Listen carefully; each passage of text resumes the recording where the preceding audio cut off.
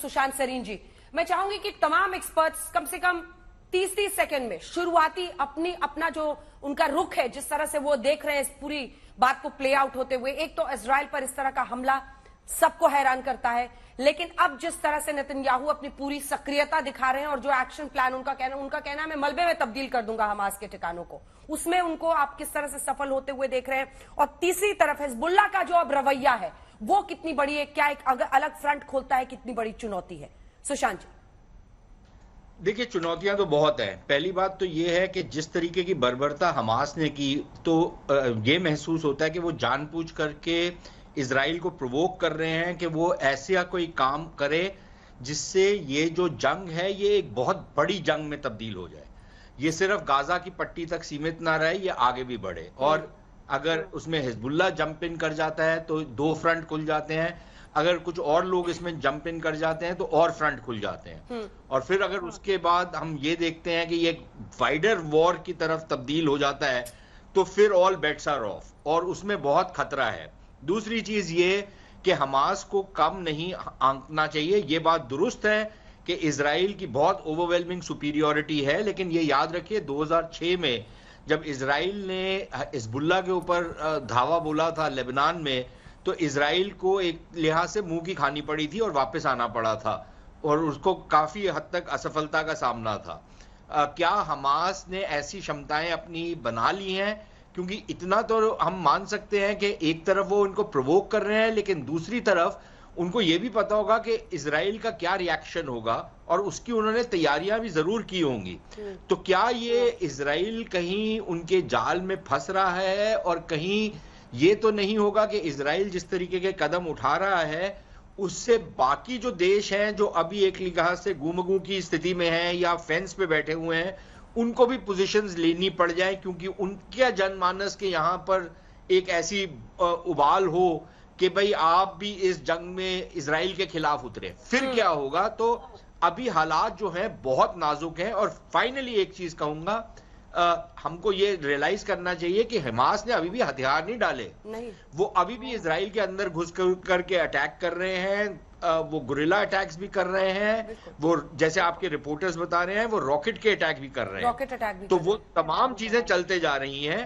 तो हालात बहुत नाजुक हैं और लोगों के मरने की जो तादाद है बहुत तीव्र गति से बढ़ती जा रही है। ठीक है, दोनों तरफ। ठीक है, आपके पास आते हुए सर, आप कैसे देख रहे हैं इसे? और क्या भारत के अंदर भी आपने देखा कई राजनीतिक पार्टियां हैं, फिलिस्तीन के साथ अपना समर्थन कांग्रेस पार्टी ने भी आज ऐलान कर दिया है। वहीं दूसरी तरफ अगर आप देखें सीडब्ल्यूसी की बैठक के बाद आपने महबूबा मुफ्ती को सुना, आपने असदुद्दीन ओवैसी को सुना कि Israel is the real villain, उन्होंने ऐसी हिंसा वो करते रहे हैं।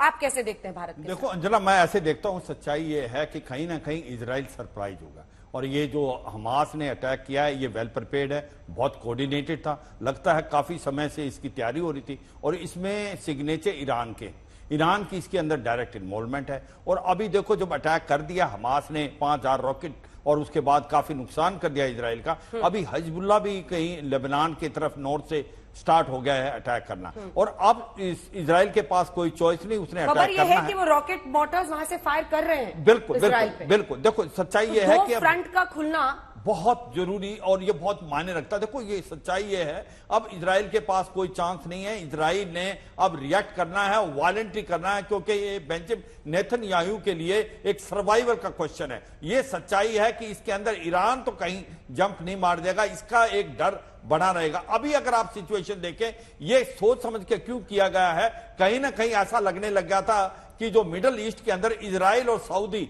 और यूएई और बाकी मुस्लिम कंट्री के साथ रिलेशन बढ़ते जा रहे थे, और कहीं ना कहीं पैलेस्टीन के ऐसा लग रहा था कि कहीं पैलेस्टीन कॉज को भूला नहीं जाए, इसलिए हमास ने जानबूझ के ये एक प्रकार से कार्रवाई की है, क्योंकि इस पे इजराइल काउंटर अटैक करेगा, इसके ऊपर रिएक्ट करेगा, इसमें पैलेस्टाइन की कैजुअलिटी होंगी, जो लोग हैं सिविलियन, और उससे उनको सिंपैथी आएगी। और जो मुस्लिम वर्ल्ड आज जो फैंस सीटर है, चाहे सऊदी है, यूएई है, ओमान है, ऐसे देश भी उनके साथ आ सकते हैं। ऐसा सोच विचार किया ईरान लग गया है इसमें, क्योंकि ईरान ने ओआईसी कंट्रीज की इमरजेंसी बैठक बुला ली है, तो वो इस तरफ पूरी कोशिश और ताकत झोंक देगा कि इन तमाम मुल्कों को अगर वाकई फेंस सिटर्स हैं अब तक, तो वो इजराइल के खिलाफ हो जाए। लेकिन विशंबर दयाल जी, आपके पास आते हुए ये तस्वीरें हम दिखा रहे थे, अब बात इसी की होती है ना, क्योंकि हमने दिखाया है और पूरे विश्व ने देखा है किस तरह से हमास के आतंकी इजरायली महिला सैनिकों को, इजरायली आम महिलाओं को, उनके शरीर को लहूलुहान करने के बाद उस पर वो धार्मिक नारे चिल्ला चिल्लाकर फतेह की कहानी लिखने की कोशिश कर रहे हैं। इन तस्वीरों को विश्व कैसे दरकिनार कर सकता है? ये सब कुछ साफ इशारा करते हैं कि किस तरह से आम नागरिकों पर, महिलाओं पर, बच्चों पर ये हमले हुए हैं। एग्जैक्टली ऐसे में मेरा प्रश्न तो पूरा होने दीजिए सर। ऐसे में मेरा प्रश्न सुनिए, मेरा प्रश्न सुनिए। Exactly my point. ऐसे में अब अगर देश के अंदर की ही कुछ पार्टियां इजराइल को विलेन बताती हैं, भारत कहां पर खड़ा रहे? ये भी तो एक चुनौती है।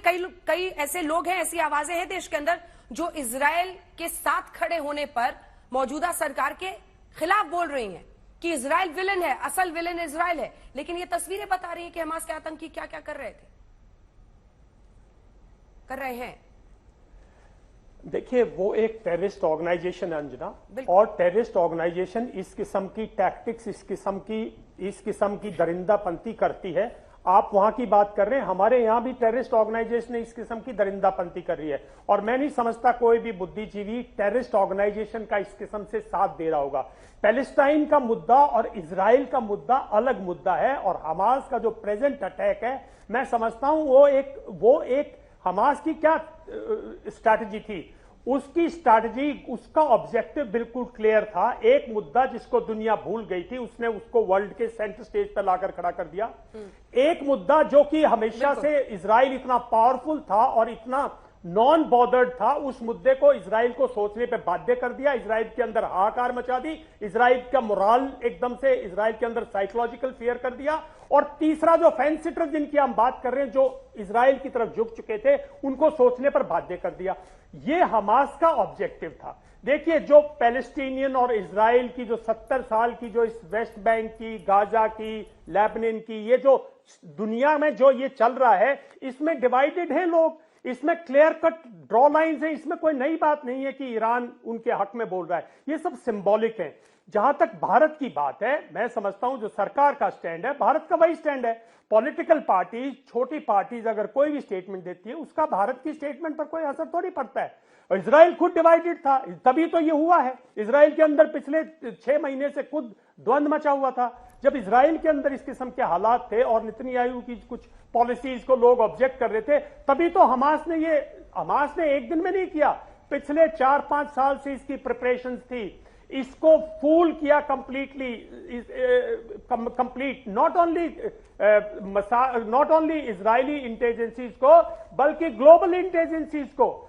और इन प्रिपरेशंस में उन्होंने इजराइल की जो ईसीएम मेजर्स हैं, जो इलेक्ट्रिक काउंटर मेजर्स हैं, जो एयर डिफेंस मेजर्स हैं, उनको न्यूट्रलाइज करने में उन्होंने भी तो कुछ यहां से इंटेलिजेंस कलेक्ट की होगी ना, तभी तो न्यूट्रलाइज किया, तभी उसको ब्लफ किया है। इतने बड़े लेवल पे इजराइल जैसे मुल्क को ब्लफ करना, मूर्ख बना देना बिल्कुल, और उसके अंदर देखिए इजराइल अनस्टेबल है आज एकदम से।